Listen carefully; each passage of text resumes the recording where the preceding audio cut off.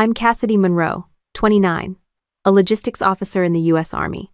9 months in Kuwait reset my tolerance for chaos. I came back to Fort Campbell last week, turned in my gear, and promised myself I'd stop living on emergencies. I've got a small on-post room, a laptop, and an MBA program queued up. Part-time only. At 0530, my body still wakes up. Coffee, quick stretch, spreadsheet. I block the next 6 months. Duty, drill, study hours, dentist, oil change, payday transfers. It felt good to plan for one-person me. I even added buy socks because deployment eats them. Jenna Castillo, my friend from the Guard, FaceTimed while I labeled a folder, Civilian Future. So, Captain Spreadsheet, are you actually going to rest? That's the point, I said. MBA, PT, normal food, maybe a hobby that isn't inventory. Proud of you, she said. Which hits first, mission creep or family drama? Neither, I said. I'm on a boundary diet. And we caught up for 10 minutes. Her truck still squeaks. My knees still hate rucks. I hung up feeling steady for the first time in months. I spent the afternoon doing happy chores, washed uniforms, filed travel vouchers, set up my student portal and posted a simple intro. I penciled in study blocks around duty hours and left some white space for life. I drove off post for groceries and a coffee. Kentucky looked quiet. Back home, I reviewed a procurement ethics module and started nodding off. My phone buzzed with a local number. I let it ring out. It called again, and again. I answered. Cass? The voice already sounded worn out. Vanessa? I sat up. My sister doesn't call unless something is cracked, smoking, or overdue. It's me, she said, breathing hard. I didn't know you were back. I need you. I set the laptop aside and leaned. What's going on? It's a lot, she said. Trevor's on nights. The kids are all over. School keeps emailing. I can't keep up. I'm tired, Cass. I checked the time. 2034. Is everyone safe right now? Yes, she said. Owen's with them, but he's 16. Hazel has a band thing tomorrow. Colton lost another permission slip. Ruby needs shoes. Mason's coughing at night. I'm drowning. She doesn't usually list details. That made me listen harder. I can swing by tomorrow after duty with groceries and a plan. I can't move in. Silence. Then a small inhale. There's more. Okay. I'm pregnant. I closed my eyes and did math. 5 kids plus 1. Beds, meals, rides, appointments multiplied. How far along? 2nd trimester, she said quickly. I was going to tell you sooner. I kept hoping things would calm down. They rarely do, I said. I know. Trevor's hours got cut, then changed, so he sleeps during the day. I'm on nights at the store. I'm trying. I believe she tries. Trying and functioning are different. My spreadsheet sat open on the table. Neat blocks with my name on them. Baby number 6, Vanessa? I asked. I didn't plan it, she said. But he's coming. She didn't say, or she. I can't keep everything going. I need help. You're the only person who gets this house in order. I'll come by tomorrow at 1800, I said. We'll set a chore chart, grocery plan and rides. I'll show Owen how to batch lunches and Hazel how to run laundry without killing half the closet. But I'm not a live-in nanny. I'm not asking for that, she said. Vanessa. A long exhale. Maybe I am. Just for a little while. A little while is how years disappear. I looked at the parking lot lights flicking on. I have duty and classes. I'll help you reset. You'll run it afterward. I'm scared, she said. I feel like I'm failing all of them. She rarely says that. I hear you. Text me the pharmacy for Mason's inhaler, sizes for Ruby's shoes, and Hazel's band time. I'll cover tonight. It's worse than I said, she whispered. The house is a mess. School called about Hazel's absences. Owen keeps snapping. The inhaler ran out last week and I forgot. I'm not sleeping. I grabbed a notepad. I wrote, inhaler, shoes, permission slip, band, lunches, laundry, triage, step by step. I'll be there at 6. Thank you, she said. Cass? Yeah? Please don't be mad. I'm not mad. I'm tired. That's different. We hung up. The room went quiet. I blocked the next 3 evenings for her house. Hard stop. I set reminders for class deadlines and drafted an email to my professor saying a discussion post might be a day late. I called Jenna, She answered on the second ring. Status? Family flare, I said. Vanessa again. How bad? Between a chore chart and a small disaster, I said. She's pregnant. Again. Number? 6. Jenna whistled. That's a starting lineup and a bench. I'm going over tomorrow to stabilize. Do not let me move in. I'll text you daily. Go home, she said. Also, I have a spare whiteboard. I'll start with sticky notes before I issue ops orders. We joked for a minute. Then I packed a small aid bag. Sticky notes, Sharpie, weekly planner from the PX, colored pens, cash for the pharmacy. I checked my uniform for formation, set coffee, and put a muffin in the fridge like a promise to future me. The quiet returned, lighter now that it had a checklist. I closed the spreadsheet and set an alarm I wouldn't need. My head ran tomorrow in order. Duty, pharmacy, shoes, school office for the slip, Vanessa's by 1800, walk the house, set stations, prep lunches, leave by 2100. Not perfect, but better than free fall. I wrote one more line at the bottom of the list. Don't fix what they can do. It keeps families alive and soldiers useful. Then I turned off the light and let the room go dark on purpose now. I pulled into Vanessa's driveway at exactly 1800, with a grocery bag in the passenger seat and a folder of sticky notes and markers tucked under my arm. The yard looked the same as it always did. Bikes tipped over in the grass, a soccer ball half deflated near the porch, and trash cans that hadn't made it back from the curb. The front door was cracked open, music thumping from a back room, and I could already hear Mason whining. I stepped inside and nearly tripped over a pile of shoes. The living room was worse. Laundry mounds claimed the couch, and half the floor was covered in coloring books and snack wrappers. Hazel was sitting cross-legged with headphones, ignoring Owen, who barked at Colton to pick up Legos. Ruby ran past clutching a half-eaten Pop-Tart, and Mason clung to my leg as soon as he saw me. Cassidy! Mason's voice was hoarse from coughing. You came. Of course I did, I said, setting the grocery bag on the counter. Where's your mom? Sleeping, Owen muttered. She got off at 7 this morning, and Trevor told us not to wake her. I glanced at the hallway and saw Trevor on the couch, scrolling his phone with the television blasting a game show. He didn't move, didn't look up. Trevor, I said. He flicked his eyes up like I'd interrupted his meditation. Hey, that's it? He shrugged. You're here, right? Kids are fine. Fine? I pointed at Mason's chest as he coughed again. His inhaler ran out last week. Trevor shrugged again, eyes back on his phone. Vanessa was supposed to handle it. I bit down on the urge to lecture and unpacked the groceries. Bread, pasta, bananas, milk, basic stuff. I lined them on the counter and pulled out a planner. Owen, get everyone in here. It took 10 minutes to wrangle the kids, Hazel still rolling her eyes, Colton sulking, Ruby licking banana pudding off her hands. I clapped once like I was running a morning formation. They all flinched, then looked at me. All right, I said. This house runs on chaos. Chaos is fine for Legos, not for humans. Starting tonight, we're going to operate like a squad. Everyone has a job. Everyone.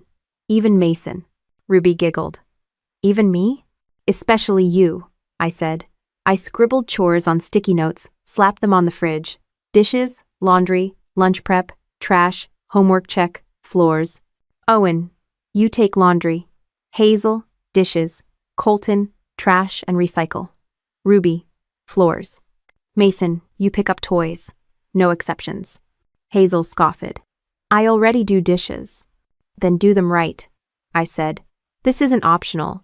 The alternative is me marching you to your mom's room and telling her how much you've helped. That got silence. I handed Owen the laundry note. He frowned, then nodded once. Hazel muttered but stuck her note on her hoodie like a protest badge. I pulled out another sheet. School schedules. Hazel's band concert tomorrow. Colton's field trip permission slip. Ruby needs shoes, Mason's inhaler. Write them down here, no excuses. We'll check this every night at dinner. Colton piped up. What if Trevor forgets? Trevor snorted from the couch. I don't do forms. I looked straight at him.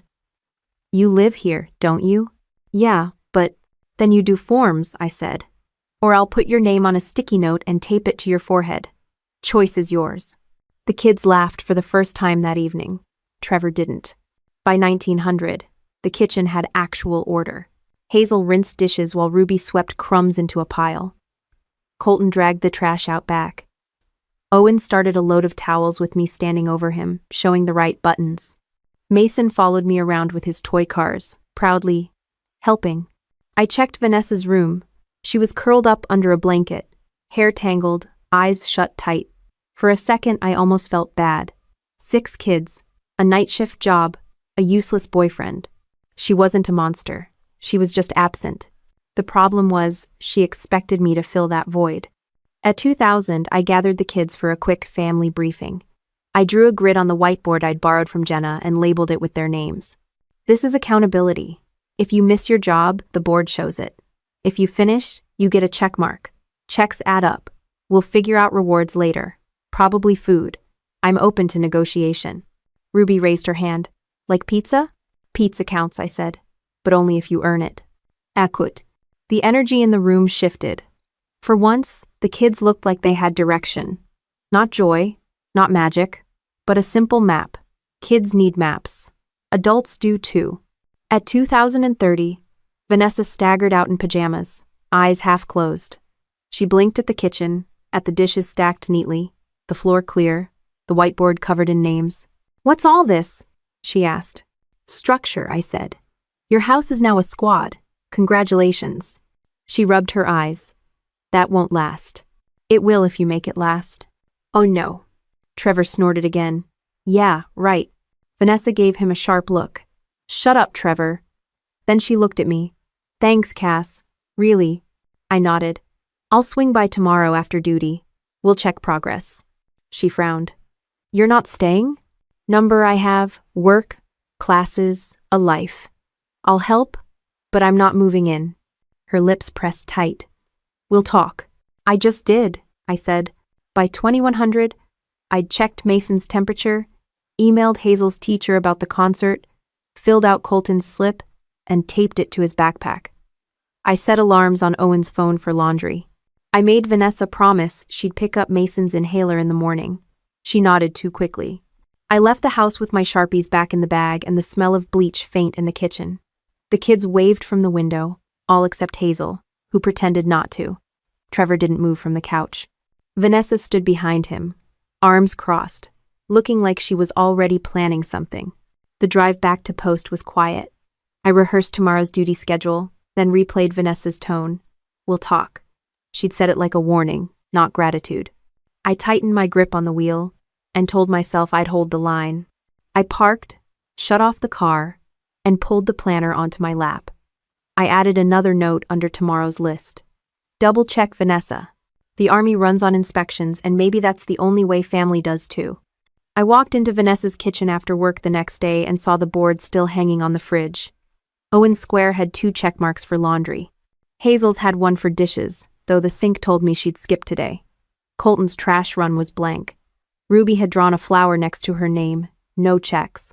Mason scribbled a smiley face across his box. Trevor sat at the table, eating cereal out of the box, no bowl. Vanessa was awake this time, hair pulled back, arms folded. She looked at me like she'd been rehearsing. "We need to talk," she said. I set my bag on the chair. "What about?" "About you staying here full-time," she said flatly.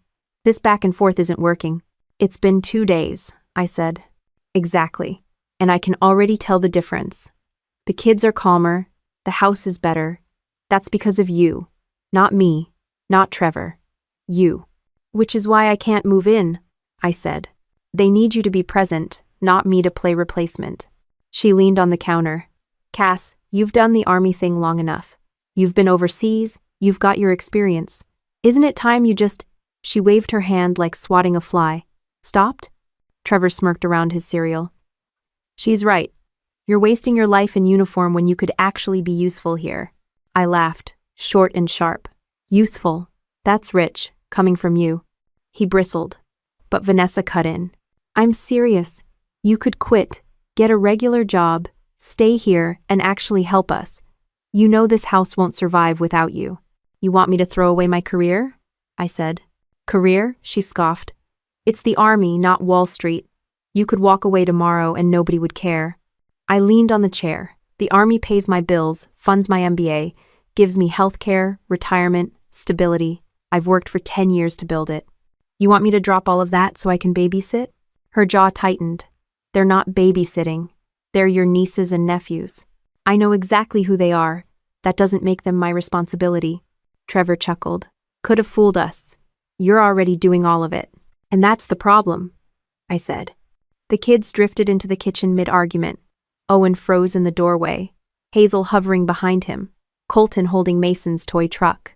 They watched like they'd seen this scene 100 times. I lowered my voice.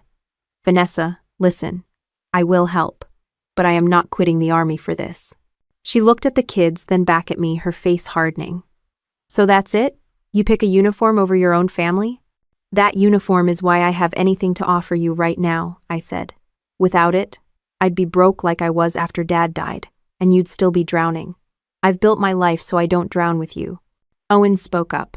Mom, she helps more than you do. Vanessa's head snapped toward him. Watch your mouth. Hazel muttered. He's not wrong. Trevor slammed the cereal box down. Enough. Cassidy, either you commit or you get out. This halfway crap just makes everyone miserable. I stared at him. You live here rent-free, eat their food, and contribute nothing but ultimatums. You don't get a vote. The room went silent except for Mason coughing again. I grabbed the grocery list off the counter and stuffed it into my bag. I'll be back tomorrow with Mason's inhaler.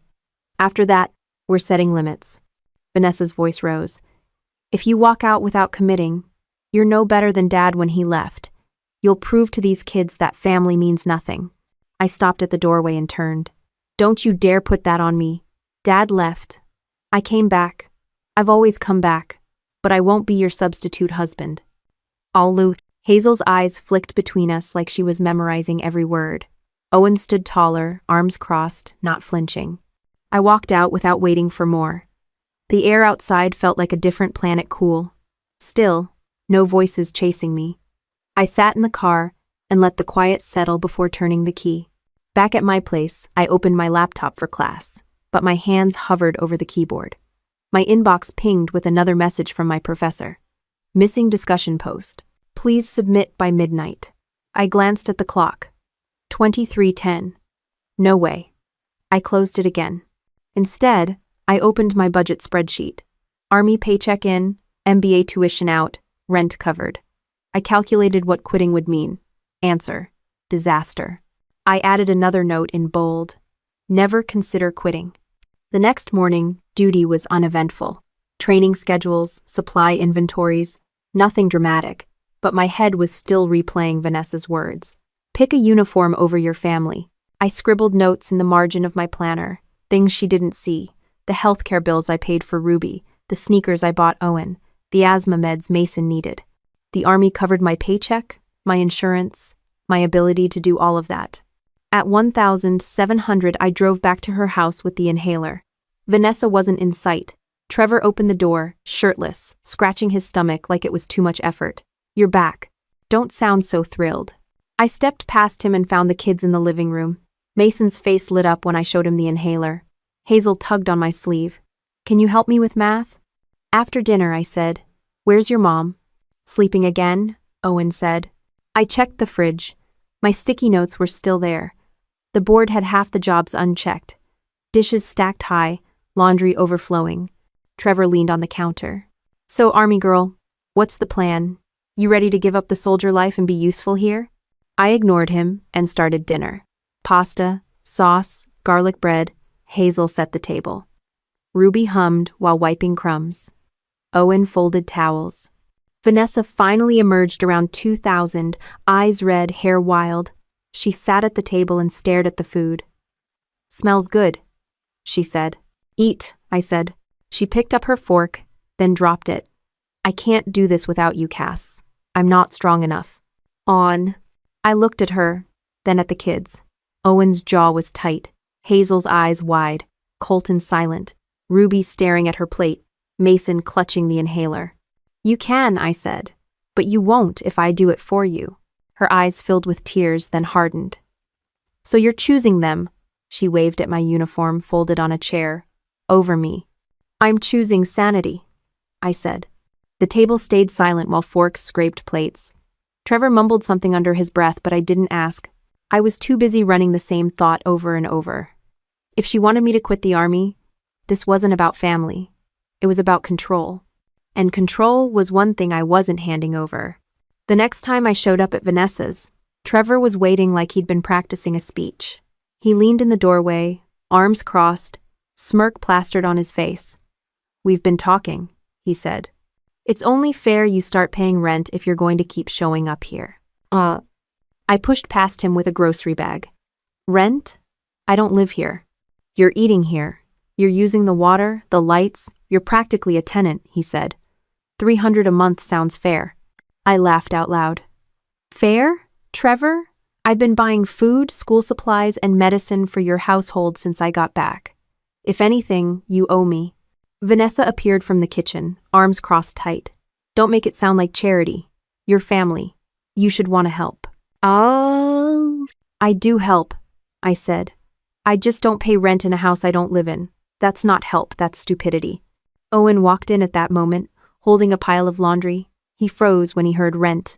Hazel peeked out from behind him, eyebrows raised. The kids had radar for drama. Trevor jabbed a finger toward me. "You think you're better than us because you've got some army paycheck and fancy school classes.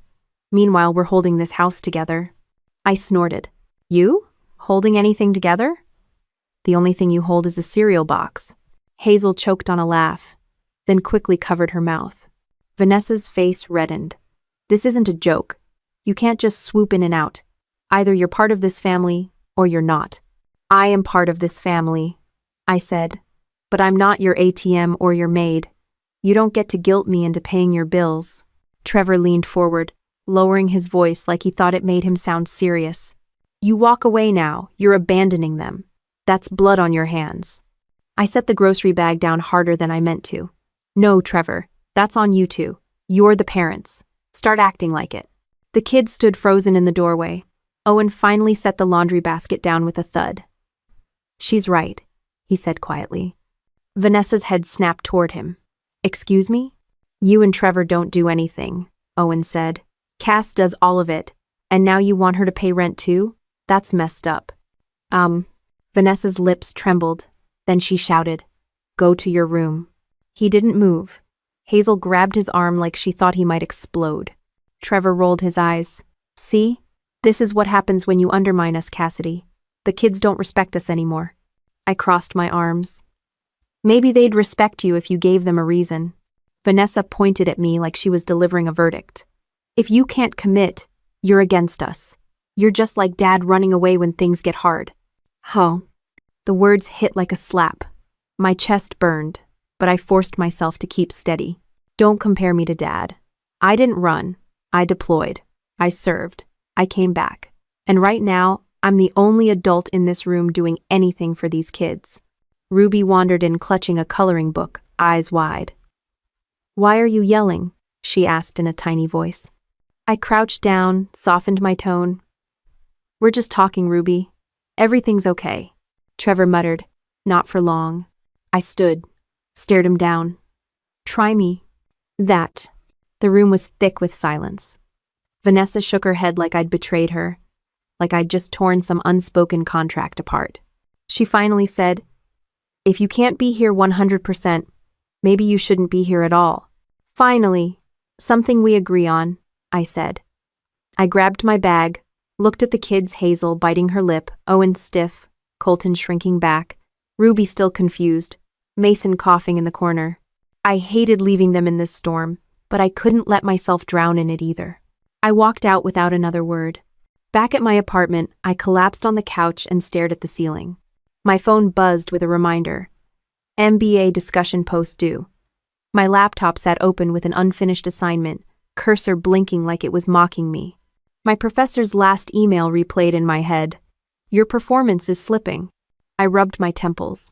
Between Vanessa's chaos and Trevor's demands, I was losing grip on my own life. I pulled my budget spreadsheet back up, checking numbers again. If I gave them $300 a month like they demanded, I'd fall behind on rent within 2 pay cycles. If I cut grocery help, the kids would go without. I stared at the screen, exhausted. I'd spent my whole deployment looking forward to building a life of my own. Now it felt like I'd walked straight into another war zone.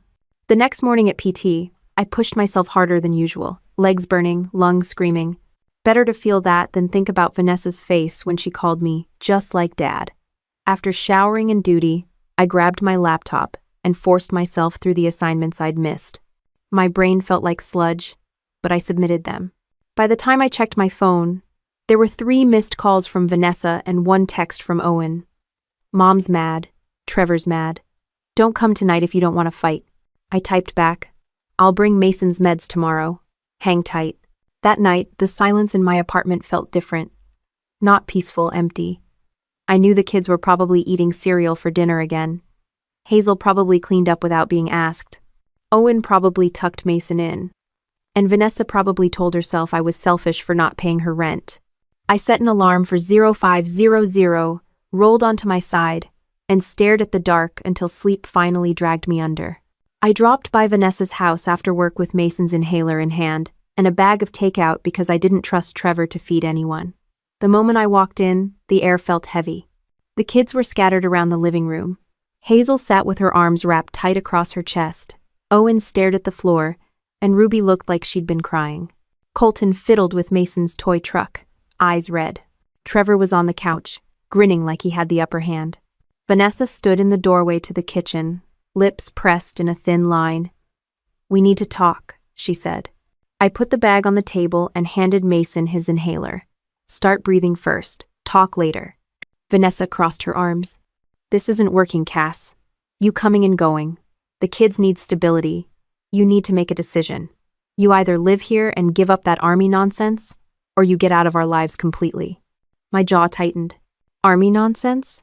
That nonsense is why I have a paycheck, health insurance, and a degree program. Without it, you wouldn't have half the help you've been getting. Trevor leaned back, smirking. "She's right. You either commit to this family or stop pretending. Can't play soldier and aunt at the same time." Hazel shot him a glare. "You don't do anything. She does everything." Vanessa snapped. "Don't talk to Trevor that way." Hazel's eyes filled with tears, but she kept quiet. I turned to Vanessa. "You're blind. He's draining you. And you're asking me to sacrifice my entire life to cover for both of you. I won't." Vanessa's voice cracked. "If you loved us, you'd stay. You'd make this your priority." "I do love you," I said. "But love doesn't mean I let myself be used." Trevor chuckled. "Used? You get off on this. Playing hero. Acting like the savior. Admit it, you like being needed." I stared at him, dead calm. "Number, I like boundaries. Something you wouldn't recognize if it smacked you in the face." Owen suddenly spoke, his voice louder than I'd ever heard it. "Mom, she's right. You and Trevor don't care about us. You sleep all day, work all night, and leave us with her. You're not even here." Vanessa's face turned white, then red. "Enough," she shouted. "Don't you dare talk back to me like that." The room went silent, except for Mason's shallow breaths. I took a step back. "I'm done, Vanessa. I've been covering for you since I got back. I've drained my savings, I'm behind in classes, I barely sleep, and for what? So you can throw my career in my face? So you can sit on the couch and mock me? I won't lose everything because you two refuse to take responsibility." Vanessa's eyes flashed like I'd stabbed her. "You sound just like Dad, always ready to walk out. You don't care about this family. You care about your uniform more than us." The words stung, but I stood my ground. "You're right, I do care about my uniform, because it represents the only thing that's kept me afloat while you keep sinking. I can't go down with you anymore." Hazel let out a small sob. Ruby hid behind Owen. Colton gripped Mason's toy truck so tight his knuckles went white. Trevor leaned forward, voice low and smug. "If you walk away now, you'll regret it." I stared him down. "No, Trevor. If I stay, I'll regret it." I grabbed my bag, turned to the kids. "I love you. Always. But I can't keep doing this." Ruby's lip trembled. "Are you leaving forever?" I knelt to her level. "I'm getting my own place. I'll still see you, but I can't live here anymore." She nodded slowly, tears running down her cheeks. Owen put a hand on her shoulder. I stood and walked out, Trevor's smirk burning in the back of my head, Vanessa's silence heavier than any shouting. Back at my apartment, I sat on the bed, head in my hands, My phone buzzed with an email notification. It was from my MBA program director. You are at risk of probation due to multiple late assignments. Please schedule a meeting with your advisor immediately. I dropped the phone onto the bed. The Army expected discipline. My professors expected deadlines. Vanessa expected me to be a live-in nanny, and I was crumbling under all of it. I opened my laptop and tried to focus on an assignment. The words blurred. I closed it and stared at the wall instead. The next morning at formation, I barely heard the cadence. My sergeant noticed. "Monroe, you look like you haven't slept in a week." "Just tired, Sergeant," I muttered. "Handle it," he said, not unkindly. "You can't drag personal mess into the unit." I nodded, throat tight. Later, during a logistics meeting, I caught myself zoning out. A supply officer nudged me. "You okay?" "Fine," I said quickly, forcing myself back to the spreadsheets. But inside I wasn't fine. My life was starting to unravel, one piece at a time. That evening, Jenna called. "You sound like crap. What happened?" I filled her in the rent demand, the insults, the guilt trip. She whistled. "They're using you, Cass. And they'll keep using you until you collapse. You have to cut the cord." "I know," I said quietly, "but the kids..." "The kids have a mom and a stepdad," Jenna cut me off. "Not a good one, but still, you're not their parent. You're their aunt. If you don't draw the line, you'll lose yourself." I leaned back against the wall. "I think I already am." The line buzzed with silence. Finally, Jenna said, "Then it's time to make a plan." I stared at the ceiling, the weight of the day pressing down. A plan. That's what I needed. Not arguments, not guilt trips, a concrete way out before I lost everything. So I pulled my notebook closer, flipped to a blank page, and started writing. I sat at my desk that night, notebook open, pen scratching across the page. Step 1, get my own place. Step 2, make sure the kids can handle themselves when I'm gone. Step 3, keep my Army career and MBA on track, no matter what. The housing search started with reality checks. I pulled up listings near Fort Campbell. Studios and one-bedroom apartments weren't cheap, but my Army paycheck could cover it if I cut back on extras. First month's rent and deposit would eat most of my savings, but I'd still be afloat. I circled a couple options, noting addresses and prices. Next, I started training Owen and Hazel. They were the oldest, and if they could handle basics, the rest would survive. One evening after work, I pulled Owen into the kitchen. "All right, laundry lesson 2.0, I said, handing him detergent. "Measure, load, press. Nothing complicated." He rolled his eyes. "Mom should be doing this, not me." "And point." "True," I said, "but she isn't. You can either complain or make sure you've got clean socks." He muttered but followed my directions, hitting the right buttons. "Fine." "Not fine, good. This means you don't have to depend on anyone." Hazel was next. I showed her how to boil pasta and drain it without burning herself. She frowned the whole time. "Why are you making me do this?" "Because you're 13, and I won't always be here," I said. Her lip trembled. "You're leaving, aren't you?" The words hit harder than I expected. I set the pot down and faced her. "I'm not abandoning you, but I can't live here anymore. I need my own space. That doesn't mean I won't see you." Tears filled her eyes. "So we're too much?" I knelt in front of her, steady. "Number. You're not too much. Your mom and Trevor are too little. You deserve more than what they're giving you. But if I stay, I'll drown. I can't let that happen. If I'm strong on my own, I can still be here for you in ways that matter." She sniffed, wiped her cheek, and nodded. "Okay, but you better not disappear." "I won't." Over the next week, I slipped small lessons into everything. Ruby learned to sweep without scattering crumbs. Colton practiced taking the trash out without spilling it. Even Mason got assigned toy pickup duty, which he treated like a game.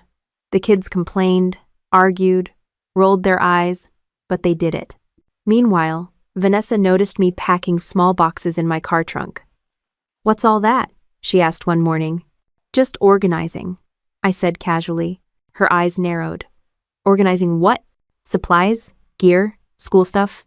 I didn't elaborate. She stared like she could see through me. "You're planning something." "I'm planning on not losing my mind," I said flatly. Trevor laughed from the couch. "Good luck with that." At night, I kept scrolling apartment listings, calling landlords, scheduling viewings between duty hours. The thought of having a space that was mine, with no screaming, no guilt trips, no Trevor, kept me going. Still, the guilt gnawed at me. Every time I saw Mason cough, every time Ruby begged for a bedtime story, every time Owen's face tightened with frustration, part of me wanted to stay. But then I'd look at Vanessa passed out on the couch, Trevor glued to his phone, and I remembered why I couldn't. One evening, I helped Hazel with homework at the kitchen table. She was quiet, unusually so. Finally, she asked, "What happens when you go? Who's going to care if we eat dinner or not?" I tapped her pencil against the paper. "You and Owen will. I've shown you how to cook pasta, make sandwiches, boil eggs. It's not gourmet, but it's food. You two can cover that. And I'll still check in. You won't be alone." She nodded, but her eyes told me she wasn't convinced. Later that night, Owen knocked on my car window as I was leaving. "You're really moving out, aren't you?" he sighed. "Yeah." He stared at the ground. "Good. You shouldn't have to deal with this."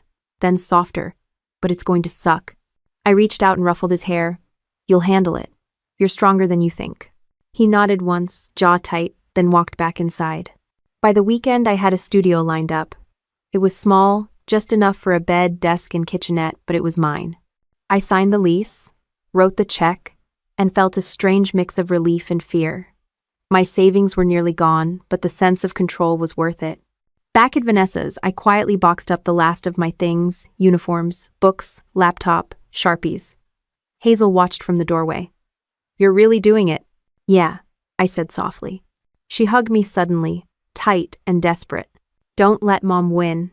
I hugged her back. "This isn't about winning or losing, it's about surviving." She pulled away, tears streaking her face. "Promise you won't disappear like Dad did." I held her shoulders. "I promise. You'll always have me, even if I'm not under this roof." Ruby appeared behind her, clutching her coloring book. "Can I come live with you?" I forced a smile. "Not right now, sweet pea, but you can visit anytime." Ruby pouted but nodded, then went back to her drawings. That night, Vanessa cornered me in the hallway. "You're leaving, aren't you?" I didn't bother denying it. "Yes." Her face twisted. "So you really are abandoning us, after everything." "I'm saving myself," I said. "You want me to drown here with you, but I won't." Trevor leaned out from the living room, smirking. "Told you she'd run." I stared at him coldly. "Better to run than rot." Vanessa's eyes blazed. "If you walk out that door, don't come back." I met her stare evenly. "We'll see." "No." I grabbed my bag, hugged the kids quickly, and left before she could say more. Driving to my new apartment, I felt a weight lift off my chest. The place was bare, just a mattress on the floor and a desk against the wall. But it was quiet. Mine. I sat down, pulled out my laptop, and opened my MBA assignments. For the first time in weeks, I focused. The silence wasn't lonely. It was freedom. I parked my car in front of Vanessa's house to grab the last of my things. The blinds were half shut, the porch light burned out, and a broken scooter lay on the lawn.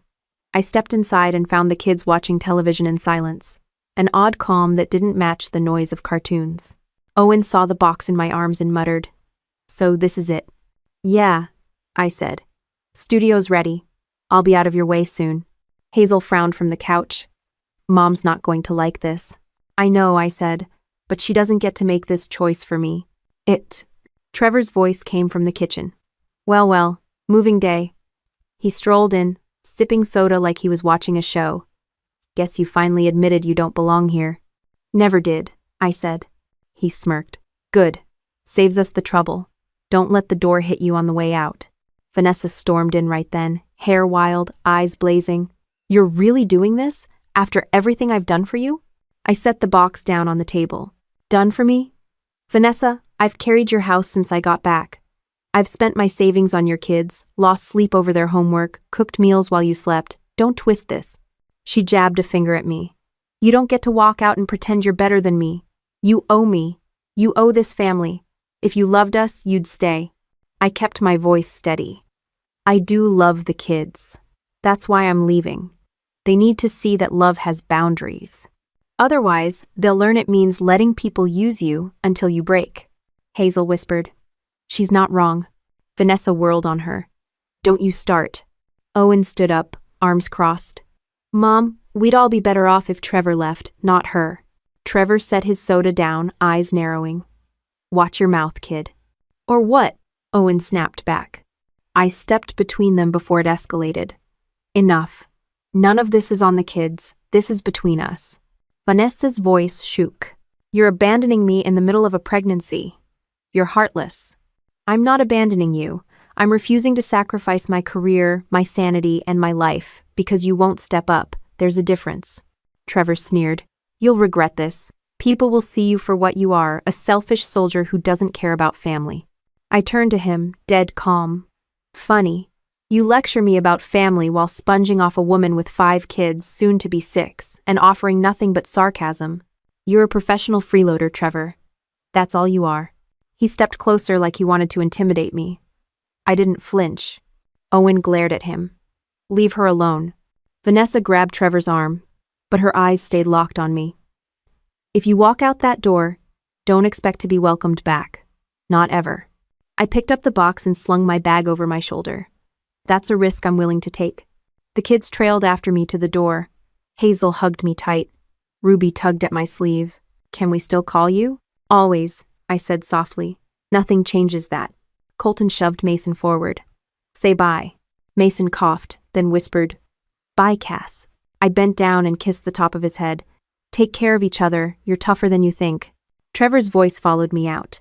You'll crawl back when you realize you can't handle life alone. I looked over my shoulder. Don't hold your breath. End of. The air outside felt lighter, cleaner, like stepping off a battlefield after the smoke clears. I loaded the box into my car and slid behind the wheel. The kids' faces stayed pressed against the window until I pulled away. At my studio, I set the box on the floor next to the mattress and took a deep breath. The silence was sharp but freeing. No shouting, no guilt trips, no demands. Just me and 4 bare walls. I opened my laptop, logged into my MBA portal, and typed until my fingers cramped. Assignment submitted. Email sent to my professor explaining the late work. A weight shifted off my shoulders. But even with that small victory, Vanessa's words echoed in my head. You owe me. You owe this family. I looked around the empty studio. A mattress, a desk, a chair. It wasn't much, but it was mine. For once, I didn't owe anyone. 3 days into my new place, I finally started breathing easier. The studio was bare bones, but it was organized, quiet, and mine. I even managed to knock out 2 MBA assignments without interruption. For the first time in weeks, I wasn't running on fumes. That ended with a knock on my door at 9 o'clock on a Thursday night. I opened it to find 2 uniformed officers standing in the hallway. Are you Cassidy Monroe? The taller one asked. Yes. I'm Officer Doyle. This is Officer Reed. We need to ask you some questions. There's been a complaint filed against you. My stomach tightened. Complaint for what? Your sister reported theft and property damage, Doyle said. I blinked. You've got to be kidding me. He shook his head. She claims you stole $500 and damaged household appliances before moving out. I let out a sharp laugh, though it sounded more like disbelief. That's ridiculous. I didn't take a dime, and if anything's broken in that house, it's from neglect, not me. Reed looked down at his clipboard. We'll need you to come with us to her residence so we can take a statement and look at the alleged damage. I grabbed my jacket and keys. Fine. Let's get this over with. The drive behind their cruiser felt longer than my deployment flights. By the time we pulled up in front of Vanessa's house, my pulse was pounding. The porch light was back on, and Vanessa stood outside, arms folded, Trevor hovering behind her with a smug grin.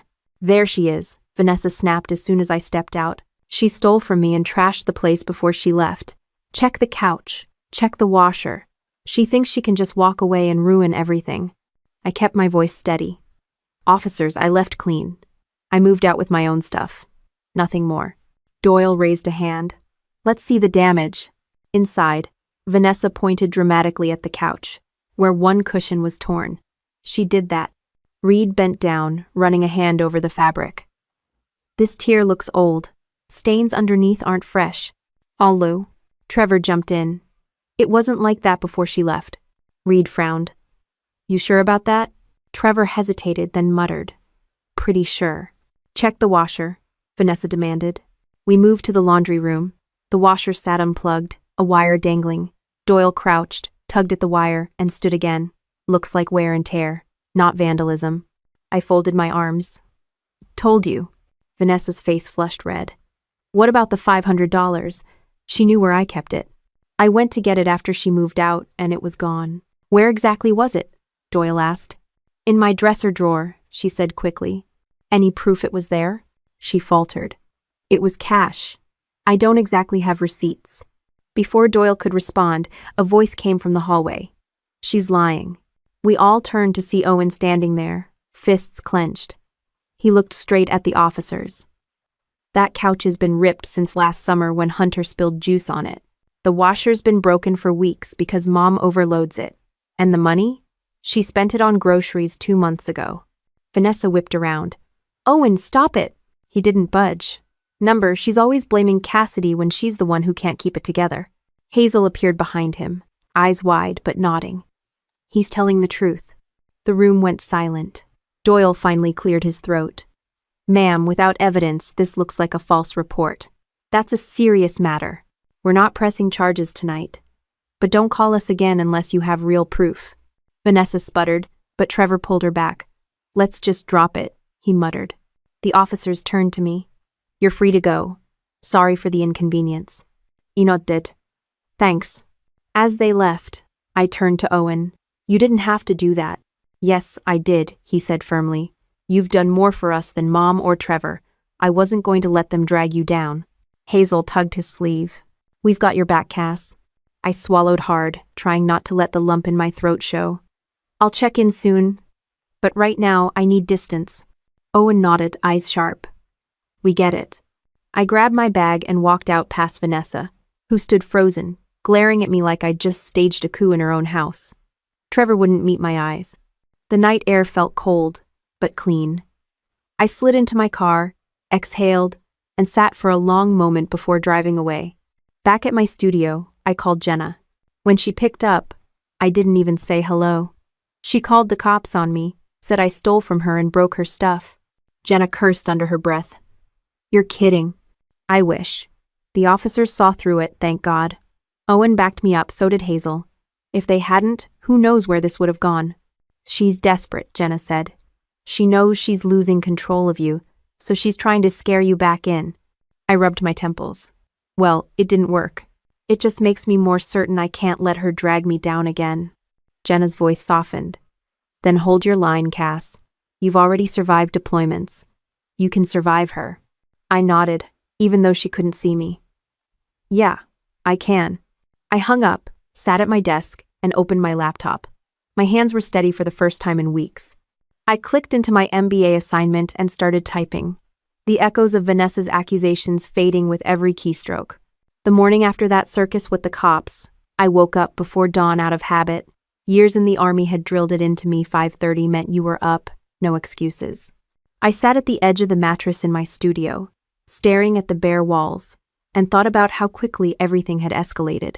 Vanessa had crossed a line, and if Owen hadn't spoken up, I could have been facing charges for things I didn't do. That thought didn't sit well with me. In the army, if someone lies, you document, you bring evidence, you line up witnesses. You don't just hope someone believes your word over theirs, you build a case. So I opened a folder on my laptop and started scanning receipts. Doctor visits I'd paid for Mason, school supplies for Hazel and Ruby, the inhaler refills, even gas receipts from all the school runs. I labeled everything by date, just like we did with logistics inventory. Then I pulled up texts Vanessa thanking me for covering, messages about can you grab groceries, or can you drive them to soccer. I saved screenshots. By the time I was done, I had a digital binder full of proof that I wasn't some freeloading sister crashing on her couch. I'd been the one keeping the place running while she and Trevor coasted. Later that week, I went to grab a coffee before my shift, and a neighbor from Vanessa's street spotted me. Mrs. Green, an older woman who'd lived there for decades, waved me down. Cassidy, I heard about the police at your sister's place, she said, lowering her voice. I told them myself that sofa's been ripped for months. And Trevor? He bragged in my driveway about buying beer with Vanessa's grocery cash. Don't let them drag you down. I smiled, grateful. Thanks, Mrs. Green. That means more than you know. Back at my studio, I added her as a potential witness in my notes. One thing deployments taught me: always prep for the worst-case scenario. If Vanessa wanted war, I'd fight with facts. 2 days later, Owen called. His voice was quiet but steady. Mom's pissed. She says you embarrassed her in front of the cops, but I wanted you to know you didn't imagine it. She's been saying stuff about you for weeks, that you think you're better than everyone, that you're just waiting to dump us. I sighed. Owen, I don't think I'm better than anyone. I just know I can't keep living like that. And I'm not dumping you. I'm still here. You saw that the other night. He paused. Yeah, I told Hazel we have to back you up, because you're the only one who's actually there when it matters. That hit me harder than any guilt trip Vanessa had thrown. I thanked him, reminded him to stay strong, and hung up. The following weekend, I got a knock at my door again. This time, it wasn't cops. It was Vanessa. She stood in the hall, arms crossed, eyes blazing. You turned my kids against me. I leaned against the door frame. No, Vanessa. You did that by lying to them and everyone else. They're just finally calling you on it. You think you're some kind of hero, she snapped. Marching around in uniform, acting like you're better because you can boss people around. I let out a dry laugh. The difference between me and you? When I lead, it's to build people up. When you try, it's to tear people down.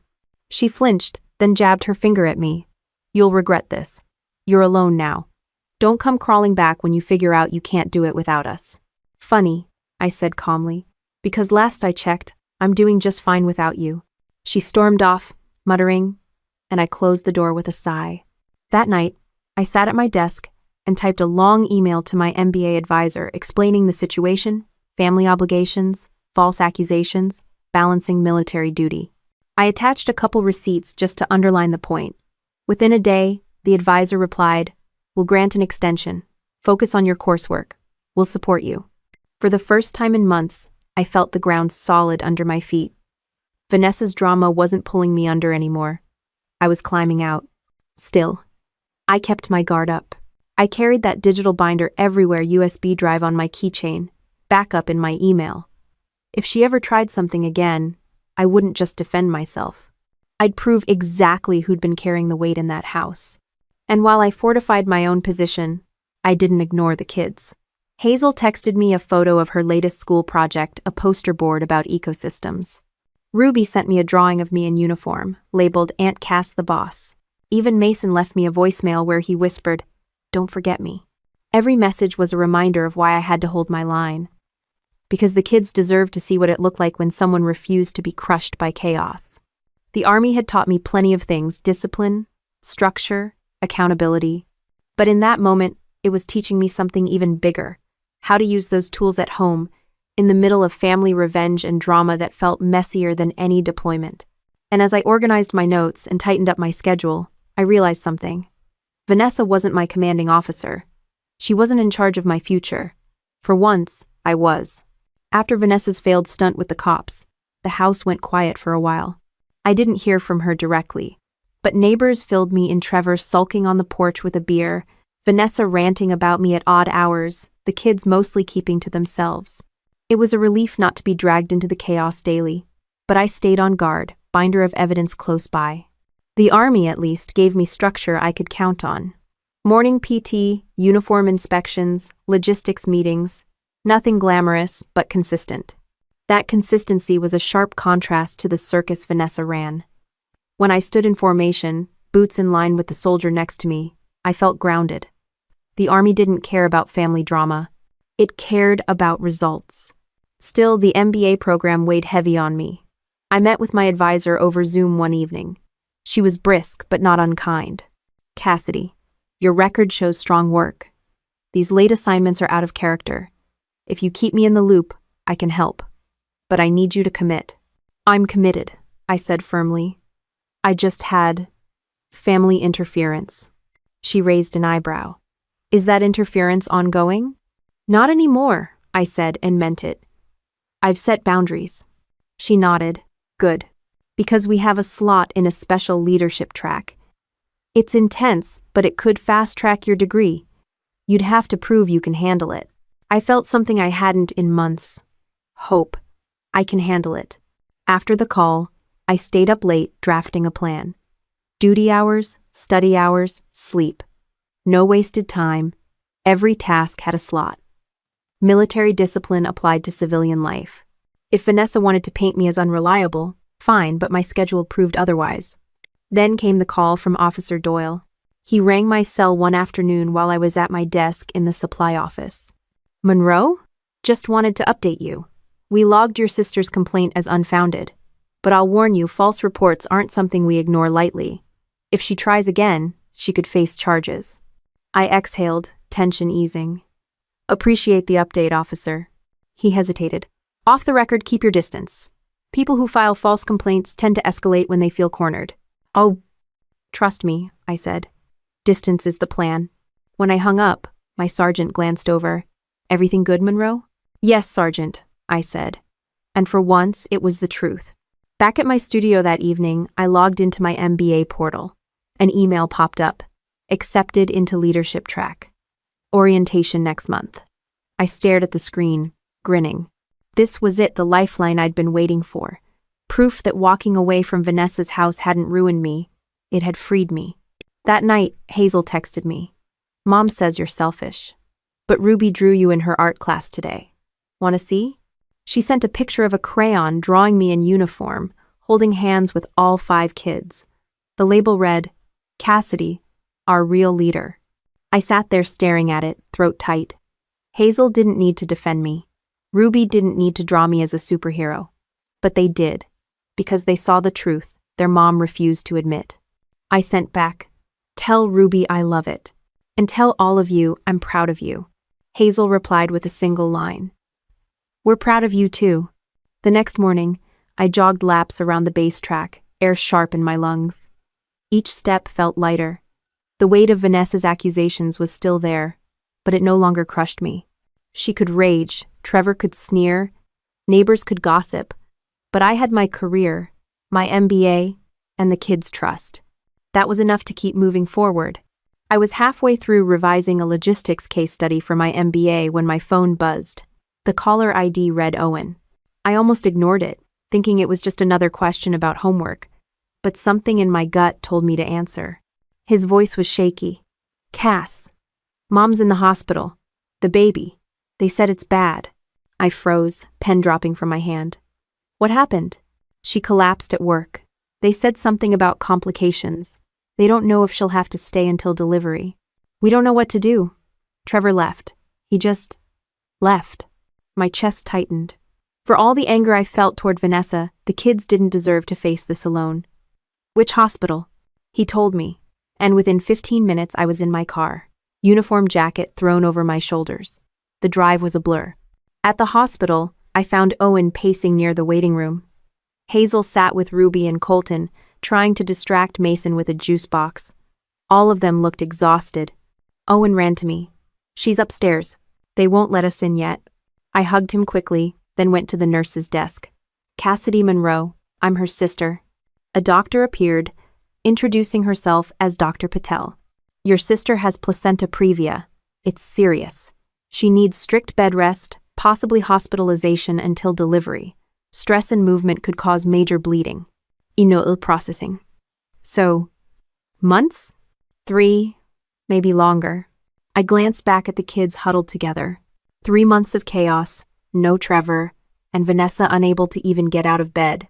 My instinct screamed to keep my distance, but the sight of Ruby's red eyes and Hazel's trembling hands cut through every wall I'd built. I found Vanessa in her room, pale and weak, tubes hooked up. She looked smaller than I remembered. When she saw me, her voice was a rasp. The kids, they need you. I clenched my jaw. I said I wouldn't come back. Her eyes watered. Please. Just until I'm better. Halberd. The old guilt tried to creep in, but this time I fought it back. I thought of Jenna's warnings, the Army's expectations, my MBA schedule. If I gave in completely, I'd lose myself all over again. So I forced my voice steady. I'll help, but on my terms. I keep my apartment, I keep my job and my classes. I'm not moving back in. I'll cover evenings, homework, dinner, whatever, but then I go home. 3 months max. She closed her eyes, too tired to argue. When I told the kids, Hazel looked relieved, Ruby clung to my arm, and Owen just nodded like he'd expected it. Back at their house, the place was a disaster: laundry piles, dirty dishes, unpaid bills on the counter. Trevor's absence was obvious. He hadn't just stepped out, he'd checked out entirely. I rolled up my sleeves. All right, team. New system. Owen, groceries and trash runs. Hazel, laundry and bedtime for Ruby. Colton, keep Mason occupied. Everyone pulls weight. I'll be here for dinners and homework, but I'm not your maid. We're running this house army style. Clear? The kids exchanged glances, then nodded. That night, I cooked spaghetti while Hazel quizzed Ruby on spelling words. Owen folded towels, grumbling but doing it right. Mason tugged at my pant leg, giggling when I handed him a plastic spoon to help stir. It wasn't perfect, but it was structured. And structure meant survival. Driving back to my studio later, exhaustion hit me. But it wasn't the hopeless kind. It was the kind you felt after a long field exercise, bone deep but earned. Vanessa could call it abandonment. Trevor could call it selfish. But I knew the truth. This was the only way I could be present for the kids without destroying myself. 3 months. That was the line.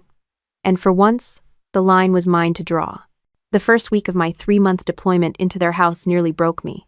I'd leave the base after a full day of logistics work, drive straight to Vanessa's, and walk into a war zone of dirty dishes, crying kids, and scattered homework.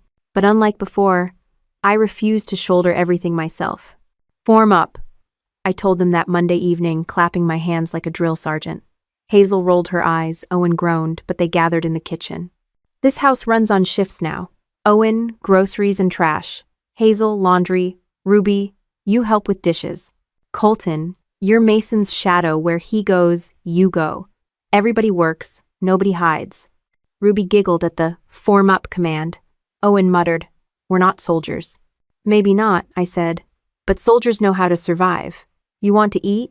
You want clean clothes? Then congratulations, you just enlisted. It wasn't perfect, but within days, the house started running smoother. Hazel folded laundry while humming. Ruby learned how to stack dishes without breaking them. And even Colton took his Mason duty seriously, trailing behind his little brother like a guard dog. Trevor, of course, didn't lift a finger. He slunk in late some nights, reeking of beer, muttering about long shifts, but I knew better. Half the time, his overtime was just him hiding at a buddy's house to dodge responsibility. One night, Mason cried because Trevor had promised to come to his preschool recital and didn't show. I sat on the edge of Mason's bed, tucking in his blanket. I'm sorry, buddy. He should have been there. Mason sniffled. You came. That's enough. The words hit harder than he knew. Hazel, meanwhile, started stepping into a quiet leadership role. I caught her one evening reminding Ruby to brush her teeth without me asking. When she noticed me watching, she shrugged. You can't do everything. Someone's gotta help. I smiled. That's called stepping up. Keep it up. Owen carried more weight, too. He handled grocery lists, figured out how to stretch $50 into meals for the week, and even cooked scrambled eggs when I got stuck late at work. He wouldn't admit it, but I could see him growing into the role, even if resentment lingered in his clenched jaw. Still, it wasn't easy. One Thursday, after juggling a late delivery run at base and a midterm case study for my MBA, I dragged myself into the kitchen to find Trevor parked at the table, drinking the last soda, while Hazel scrubbed pots. You gonna pitch in, or just sit there? I asked him. He smirked. Not my job. You wanted to play soldier. Go ahead. Hazel froze, waiting for me to explode. But I just leaned in, voice cold. Not your job? Then what is your job, Trevor? Because last I checked, this isn't my family either, but here I am, cleaning up your mess. He sneered. You think you're better than me just 'cause you wear a uniform. No, I said, grabbing the sponge from Hazel. I am better than you because I actually show up. He muttered something under his breath and slunk out. Hazel exhaled, relief on her face. The kids noticed Trevor's absence more and more. Ruby asked one night, why doesn't he like us? I didn't sugarcoat it. Because he's selfish. But that doesn't mean you're not worth showing up for. In those weeks, I realized something important. I wasn't just patching holes anymore. I was teaching them to patch their own. They weren't helpless kids anymore. They were a team. And unlike Vanessa and Trevor, they listened. I kept my boundaries sharp. Every night, no matter how late, I drove back to my studio. I'd collapse onto my mattress, exhausted but clear-headed. My uniform stayed crisp, my MBA assignments got turned in, and my savings slowly recovered. For once, I wasn't drowning. Vanessa called occasionally from the hospital.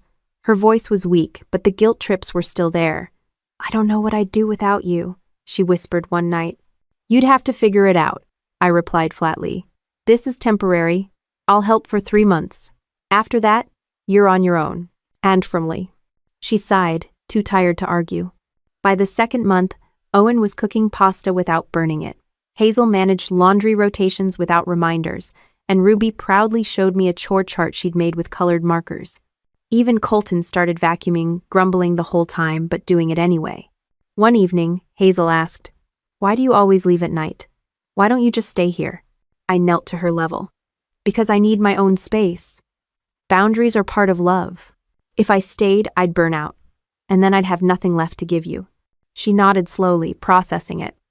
"So, you love us, but you need to take care of you too." "Exactly," I said, ruffling her hair. "That's how you make sure love doesn't run dry." Trevor eventually disappeared completely. One Friday, Owen muttered. He packed a bag and left. Didn't even say goodbye. Ruby asked softly, "Is he coming back?" I shook my head. "Probably not. But that's not on you. That's on him." And they didn't cry as much as I expected. Maybe deep down, they already knew he'd checked out long ago. 3 months passed in a blur of school runs, spaghetti dinners, late-night studying, and army duty. It wasn't easy, but the kids were stronger for it. Hazel had more confidence, Owen more responsibility, Ruby more creativity, even Colton more discipline. Mason still clung to me, but he laughed more now, his cough less frequent with regular care. And me? I hadn't lost myself this time. I'd kept my job, my degree, my space. I'd proven I could help without being consumed. When the call finally came that Vanessa was being discharged, I sat in my car outside her house, gripping the steering wheel. The line I'd drawn was still there, and I was ready to hold it. The day Vanessa came home from the hospital, I stood in the kitchen waiting. The house looked cleaner than it ever had when she was in charge. Dishes stacked neatly, laundry folded, grocery list on the fridge. The kids were nervous, like soldiers waiting for a new commander to inspect their unit. When the door opened, Vanessa shuffled in, baby in her arms, hair limp, eyes tired. Owen held the door, Hazel hovered close. Ruby bounced nervously, Colton peeked from behind the couch, and Mason tugged my sleeve. "Welcome home," I said simply. Vanessa looked around, blinking at the order she hadn't seen in years. For a moment she almost smiled, but then her gaze landed on me. "So, you ran my house like boot camp." I didn't deny it. And it worked. They learned to step up. They can handle more than you gave them credit for. She shifted the baby and sneered. "You love acting like you're better than me." I stayed calm. "No, I love showing them that survival isn't chaos. That's what the army taught me, and it's what I passed on to them." The kids watched, silent, waiting for the blow-up. Vanessa's east narrowed. "So, now that I'm back, you think you can just leave again? Go live your perfect life while I pick up the pieces?" I met her stare. "That's exactly what I'm going to do, because this is your family, not mine. I stepped in when you were down, but my time's up. I've got my career, my degree, and my own life. You need to figure out how to be a mom." Her face tightened. "You're abandoning us, again." I set my jaw. "No, I'm setting boundaries. I've given you 3 months plus years before that. If that's not enough, nothing ever will be." Hazel's voice cracked. "Cass isn't abandoning us. She's the only one who hasn't. Vanessa spoon on hair. Don't you, Dari?" But Owen cut in, stepping forward. "No, she's right. Cass showed up when you didn't. You don't get to guilt her for leaving. You should be thanking her." The room went dead quiet. Vanessa's mouth opened, but no words came. She looked at the baby, then at Trevor's empty chair, and her shoulders sagged. For once, she had no comeback. I grabbed my bag and turned to the kids. You know how to handle meals, laundry, school. Stick to the system, you'll be fine, and I'll still check in, just not from inside this house. Ruby ran to hug me, whispering, "Don't forget us." "Never," I promised, kissing the top of her head. Colton muttered, "Can we still call you?" "Always," I said. Hazel's eyes shone with tears, but she lifted her chin. "We'll keep it together. You taught us." Owen gave me a firm nod, like a soldier saluting. I walked out without looking back at Vanessa. Back at my studio, I sank onto the mattress and stared at the ceiling. The silence felt different this time, not just relief, but closure. Weeks passed and I settled into a new rhythm. Army duty, MBA classes, evenings filled with studying instead of babysitting. My professors praised my work. My sergeant noted my improved focus. Through it all, I stayed connected to the kids. I mailed Hazel a notebook for her drawings, helped Owen with algebra over video call, sent Ruby stickers for her chore chart, cheered when Colton showed me his science project, and listened to Mason's endless stories about dinosaurs. Vanessa? She lost her job after too many missed shifts. Trevor disappeared completely. The house slipped back into chaos, but this time, it wasn't my burden. I funneled small bits of money through Jenna to cover school supplies, but I never gave it directly to Vanessa. The kids knew why. Hazel even texted me once, "You were right, boundaries matter." And in the quiet of my studio, surrounded by textbooks and uniform gear, I realized the truth. Family love without limits isn't love, it's servitude. The Army had taught me discipline, and discipline had taught me freedom. I hadn't abandoned them. I'd shown them what strength really looked like. And for the first time in years, I was free to live my own life, without apology. Looking back, I don't regret the choice I made. Walking away from Vanessa's chaos wasn't abandonment, it was survival. The Army drilled into me that discipline keeps you alive, and I realized it applies just as much at home as it does on deployment. Boundaries aren't walls, they're guardrails. Without them, I'd still be drowning in someone else's mess. With them, I'm standing on my own 2 feet, finishing my degree, and building a future I actually chose. I still love my nieces and nephews, but love doesn't mean sacrifice without limits. It means showing them that strength isn't about carrying everyone, it's about knowing when to put the load down.